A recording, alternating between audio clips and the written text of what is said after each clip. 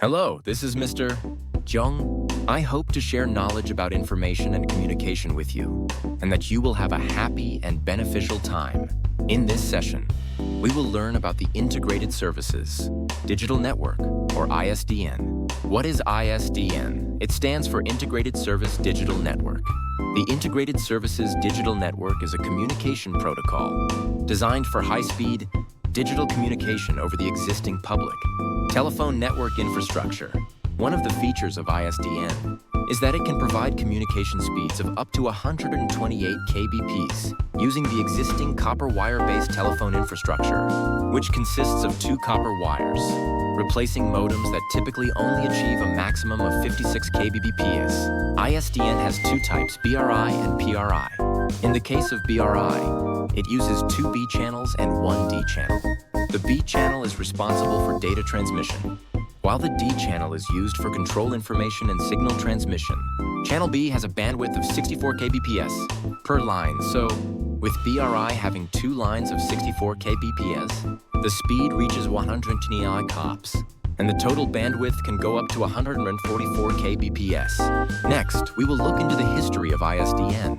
Development began at Bell Labs in 1980, and it was standardized in 1988. In the early days, even though the speed was faster than modems, there was not much demand. However, from the mid-1990s, as the internet spread in the United States, Europe, and Japan, it became widely adopted as a primary communication network around the world. In South Korea, Korea Telecom began pilot services in some areas between 1990 and 1992 and officially launched services for the general public in major cities.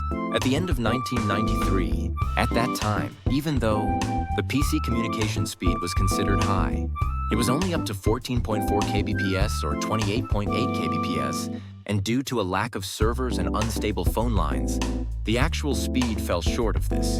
ISDN, which emphasized a guaranteed speed of 56 kbps, was anticipated to enable video viewing and video calls, albeit at low quality by the standards of the time.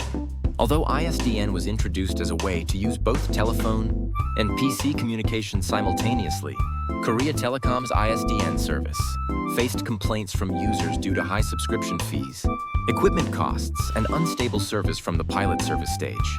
The era's environment was not good here either, and as about 2 years passed, communication at 56 kbps became possible, with telephones and modems, causing the value of ISDN to plummet. Of course, if you combine two ISDN lines, you could achieve speeds of up to 128 kbps, but not many people had the luxury to do so.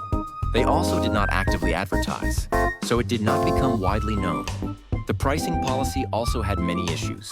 It was a pay-as-you-go system like a phone modem, with charges ranging from 180 to 258, one per minute, and if you use two 64 kbps connections, it cost 91. In other words, using a 128 kbps internet connection for 20 minutes during this time cost more than the minimum wage for an hour, and using it for an hour cost more than a meal at a decent restaurant. Moreover, the flat rate plans that were already common among PC communication users were not available, which increased the cost burden even more. In the case of regular phones, a night discount flat rate plan was introduced in 1997. But the 04XY and ISDN flat rate service started in 1999, and until then, users had to connect through dedicated regular phone numbers. The arrival of ADSL and cable internet delivered a death blow to ISDN. Although an all-day rate system for ISDN was introduced in October 2000, the flat rate fees for high-speed internet, such as the 10 Mbps ADSL, launched by Hanaro Telecom and Cable, internet services like Dorinet, which began appearing in 1999, took away ISDN's place. KT launched ISDN2, which was merely a name, changed from the existing ISDN, but it could not meet consumer expectations. And ultimately, KT joined the ADSL ranks under the brand name Megapass, marking the end of ISDN services due to ISDN's low economic viability and unstable service. Even when this service was operated by Korea Telecom, PC communication users mocked ISDN as an abbreviation for this dirty network. For this reason, MS-DON 1.3. The Korean version does not include the ISDN configuration wizard. On the other hand, in many countries like Japan and Germany, ISDN was established as the main communication network, so it was used for quite a long time until the mid-2000s, and it was also used for a considerable time in many areas of the United States.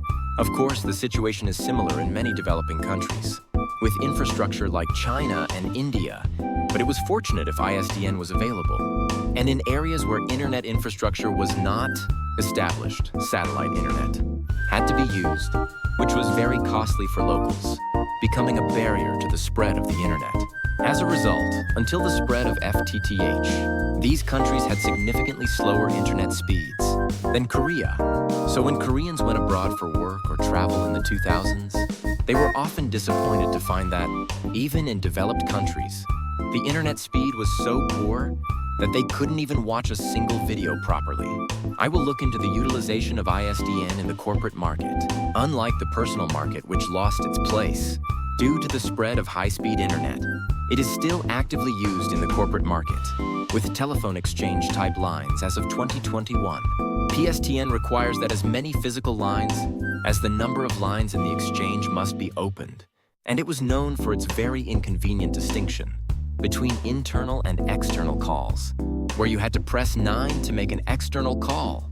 In contrast, using ISDN allows you to combine up to 30 incoming and outgoing lines based on PRI standards, using a single physical line, making it easier to configure and integrate internal lines with features like caller ID modification. Over time, despite retaining all the advantages mentioned earlier, the next generation technology called SIP has emerged, which can be used without the need for separate line installations, as long as there is internet access. Nevertheless, the reason ISDN is still actively used is that, under domestic law, ISDN is classified as a landline phone, while SIP is classified as an internet phone, leading to regulations such as the inability to directly assign area codes.